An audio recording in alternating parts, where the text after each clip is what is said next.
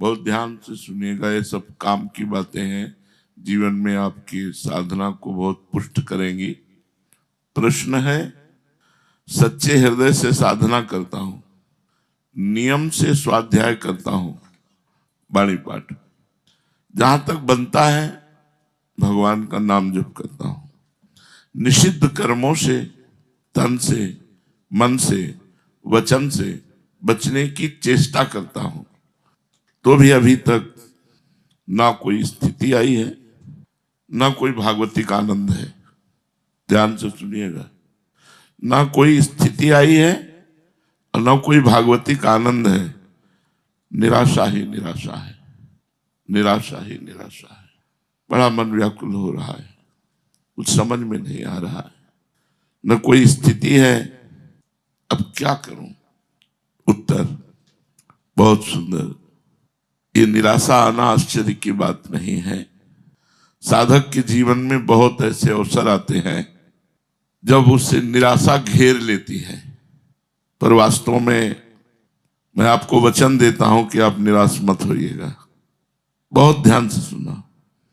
अर्जुन ने जिस समय भगवान की शरणागति स्वीकार की, शिष्यस्तेहम साधिमाम त्वाम प्रपन्नम, उसी समय उनकी विजय हो गई थी। विजय उनकी उसी समय हो गई थी जिस समय उन्होंने भगवान से कहा, शिष्यस्तेहम साधिमाम त्वाम प्रपन्नम, मैं आपका शिष्य हूं और आपका शरणागत हूं। विजय वही हो गई थी। पर उन्हें बड़े बड़े महारथियों से 18 दिन तक युद्ध करना पड़ा, भयंकर। कई बार ऐसा लगा पराजय आ जाएगी, निराशा की घड़ियां आई, दुख की घड़ियां आई, लेकिन ये सब विजय की ही सूचना दे रही थी। ये सब विजय की ही सूचना दे रही थी।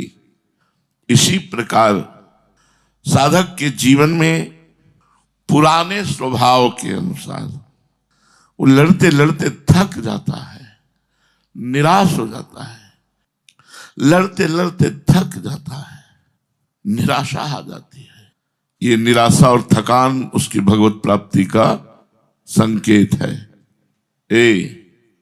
पकड़ो, ये निराशा और ये थकान उसकी भगवत प्राप्ति का संकेत है।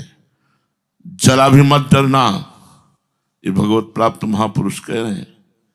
सफलता तुम्हारे बिल्कुल सामने है, पर तुम्हें ऐसे नहीं दिखाई दे रही जैसे अमावस्या की पूरी रात्रि हो गई। अब प्रातः काल होने वाला है और समय का तुम्हें ज्ञान नहीं, उस समय ज्ञान कराने वाला कोई यंत्र नहीं, तो आपको क्या लगे कितनी अंधेरी रात कब तक काटूं, जबकि कुछ ही क्षणों में उजाला होने वाला है। अमावस्या की चारों पहर रात्रि कट गई है, सूर्य उदय होने वाला है, अर्थात तुम्हारे समस्त पाप नष्ट हो चुके हैं। भगवत कृपा सूर्य उदय होने वाला, तुम्हें निहाल कर देगा।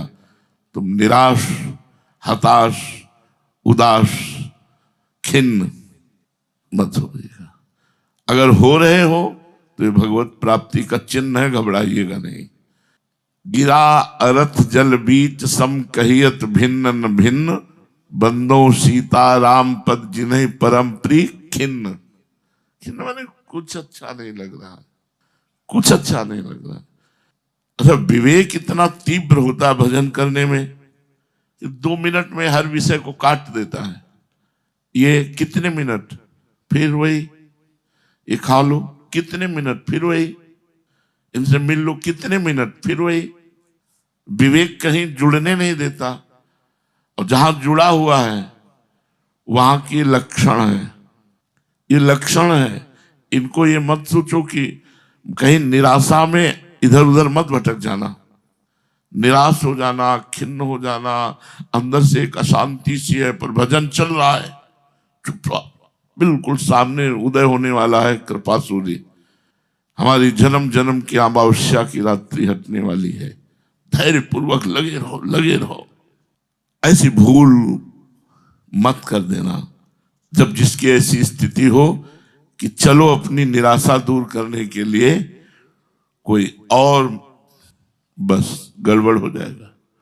कबहू तो थोरो भजन कबहू होत विशाल, मन को धीरज छुटे नहीं गाहे न दूजी चाल। दूजी चाल न गए लेना, अपनी चाल पे ही रहना, अंधकार मिट जाएगा, प्रकाश ही प्रकाश तुम्हारे जीवन में छा जाएगा। जादू की तरह तुम्हारे जीवन में एक अकस्मातिक घटना घटेगी, तुम्हारा जीवन बदल करके परमहंस हो जाएगा।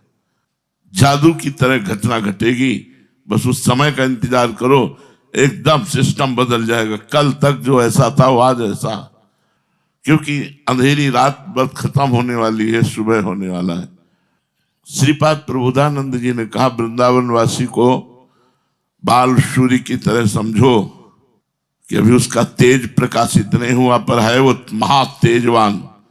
जिस समय वो अपने स्वरूप में आएगा तो दोपहर के सूर्य की तरह असहनीय हो जाएगा उसका तेज। ऐसे यहां कह रहे हैं कि साधन में लगे हो, निराशा, विषय विकार, ये वो बड़ी समस्याएं, डिगना नहीं, अपने मार्ग से हटना नहीं। अमावस्या की अंधकार अज्ञान की रात्रि खत्म होने वाली है और ज्ञान रूपी प्रेम रूपी भास्कर जागने वाला है। आनंद ही आनंद में जीवन हो जाएगा। मेरी बात मान लो, तुम्हारा रोम रोम खिल उठेगा, नाच पड़ोगे, अपूर्व आनंद आएगा। बस भगवान की शरण हो जाओ, भगवान का दृढ़ भाव से आश्रय ले लो और सच्चाई से साधना करो। मेरी बात ध्यान रखना, कितनी भी निराशा हो, एक बार जो भगवान की शरण में हो गया, भगवान उसे छोड़ते थे। चाहे जितनी निराशा हो, चाहे जितना विषय का तूफान उठा हो, चाहे जैसी भयंकर परिस्थिति हो, एक बार जिसने भगवान की शरण ले ली, भगवान उसे कभी छोड़ते नहीं। उनके कोष में निराशा है ही नहीं। भगवान के कोष में निराशा शब्द ही नहीं है। निश्चित मानिए आपके ऊपर विशेष भगवत कृपा है।